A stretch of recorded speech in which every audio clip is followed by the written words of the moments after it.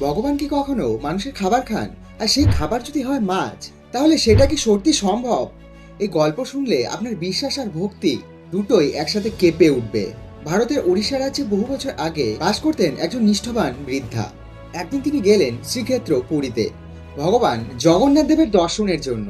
দর্শন করা মাত্রই তার মন ভরে গেল এক অদ্ভুত গভীর ভক্তিতে। তিনি মনে মনে ভাবলেন, আমি ভগবানকে এমন কিছু নিবেদন করব যা আমি নিজেই প্রতিদিন শ্রদ্ধা করে খাই। তিনি বাড়ি ফিরে এলেন এবং সততা, ভালোবাসা আর ভক্তি দিয়ে তিনি রান্না করলেন নিজের প্রিয় খাবার, মাছের তরকারি। কোনো কৌশল নয়, কোনো প্রশ্ন নয়, শুধুই নির্মল বিশ্বাস। তারপর এই ভোগ নিয়ে তিনি রওনা দিলেন মন্দিরের দিকে। কিন্তু মন্দিরে ঢুকতে ঘটে গেল এক অপ্রত্যাশিত ঘটনা।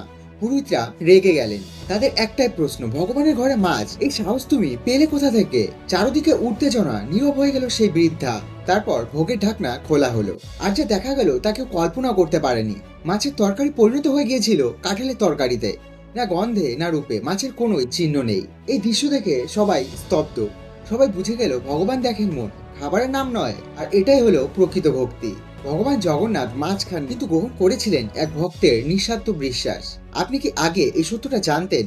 না জেনে থাকলে ভিডিওটি লাইক করুন, সাবস্ক্রাইব করুন আর কমেন্টে অবশ্যই আপনার মতামত লিখুন। জয় জগন্নাথ।